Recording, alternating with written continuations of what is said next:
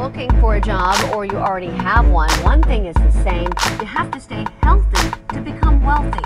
And that's what we're talking about in today's Money Monday segment with financial advisor and regular contributor, Rob Wilson. Good morning. Yeah, we've seen a lot about health in the news lately, first of all. Yeah, it seems to be on a lot of people's minds now. So between last week's presidential debate, where a lot of the conversation centered around health care and the Affordable Care Act, to the players on the field yesterday all around the NFL wearing pink attire for Breast Cancer Month. So it seems like a lot of these healthcare issues are top of mind. And health really does affect wealth, is that right? Oh, without a doubt. And I think people tend to think that they're not connected, but they're closer in relation than you think. Because if you think about the biggest asset that you have, the biggest asset that you have is your ability to work. And so if you can't get up and get out of bed every day and go to work and earn money, it's going to be difficult for you to really build wealth. Yeah, so I see now you're right. They're connected in that way. Let's talk about what the biggest health problem is in the U.S. Well, you know, there's a lot of conditions that we can come down with. But I think when we talk about health, most of the times we're talking about obesity, and it really is the battle of the bulge that we've been, fighting for so many years. But the fact of the matter is that right now, 35% of Americans are obese. And it's not just the fact that maybe you have a couple of extra pounds on you or you need a little bit bigger size clothes or something like that.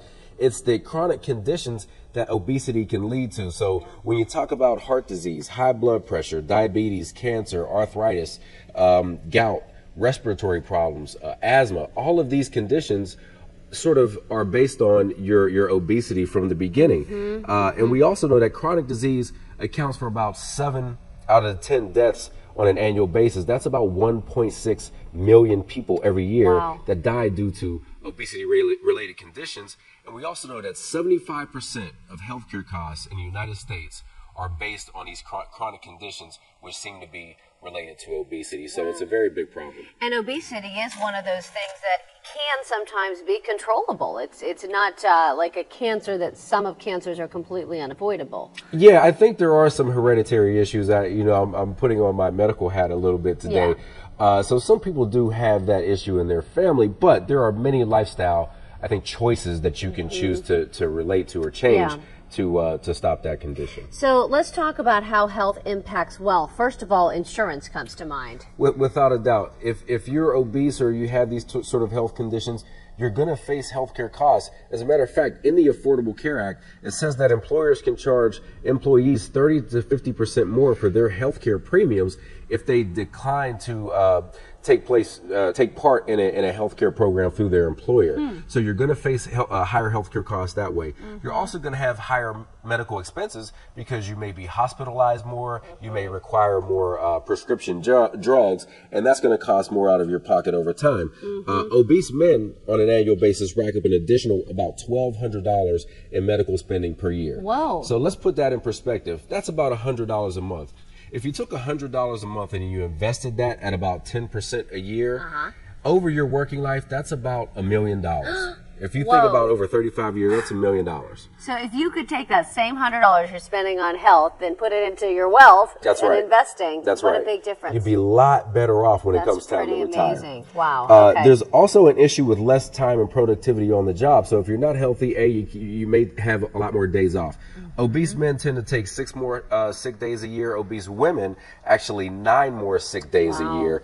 And this is going to impact your wages because if you're an employer, are you more likely to hire someone who you feel like is in shape and who is going to show up every day, or someone who you feel like is out of shape and may be calling off and not showing up to work all the time? So this is going to affect your ability to get paid and also your ability to get promoted, even if you are able to get hired. Yeah, and even bankruptcies can be related?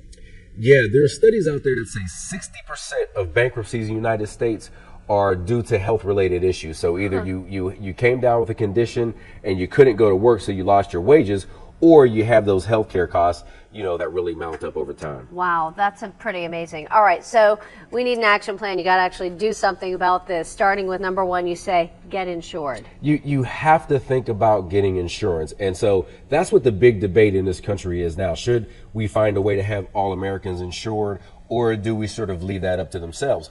But we know that or underinsured Americans are really just one healthcare scare away from total disaster. Wow. And I mentioned this a couple of weeks ago on the show where my mother actually, when she was around 30, came down with multiple sclerosis. And that's something that is not preventable, but had she not been taken care of by the insurance that she had through her employer, things could have turned out very differently for us. So it's important that you, one way or another, figure out how to get insured. Okay, great. And then just getting a checkup is important.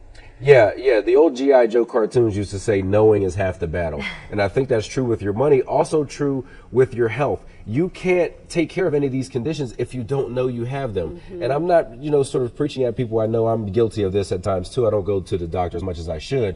But you've got to know if something is affecting you, because a lot of times you may have a condition and the symptoms may not be readily apparent to you. So you've got to go get checkups, get somebody who knows what they're doing to tell you what's really going on. And sometimes avoidance seems easier. You don't want to know because you're scared to know. But honestly, knowledge is better. You can do something about it. That's right. That's the worst thing you could do. All right, get off the couch is number 3. Yeah, we have got to get off the couch. And I know it's fun to sit there and watch football all day, but you've got to get up and get some exercise. I mean, the stats say that only 2 out of 10 Americans really get the amount of exercise that they need per day. And listen, exercise is largely for free.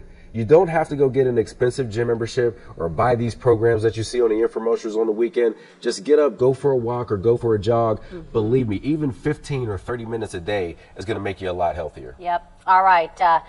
Learn how to cook. Yeah, so our diet, is the biggest part of you being obese or maintaining your health. So I think it's important that even if you have to go take a cooking class, go figure out how to buy healthier items from the store, how to cook better, how to use more healthier ingredients in your dinners and lunches. And lastly, change your lifestyle. Yeah, so we know that there are some things that we tend to do. Binge drinking, smoking, those things are not going to be good for your health over time. So either do what you can to moderate those activities or get rid of them overall. And not only are you going to be healthier, you're going to live a lot longer. Your wallet's going to thank you as well. Wonderful. Well, thank you for the advice, Rob. And before we go, did you know there's another Rob Wilson on TV? I was unaware of this. Yes, we got to show you the other Rob Wilson. This is the first boy. ever male model on The Price is Right. Oh, man. Yes. He's from Boston. He won the spot in a model search contest decided by fan votes, and it's a 1-week gig only. So Rob Wilson is a TV star for a week, starting Monday, October 15th here on KDKA, 11 a.m. So are you guys trying to tell me I need to go work out some more with this guy is with like his shirt a off? shirtless theme between the Arrow guy earlier, this guy, and you. I don't know. Give me a couple of weeks. I may come in here with my shirt off. All right, take your own advice. Thank you, Rob. Thanks. Financial advisor with Laser Cup.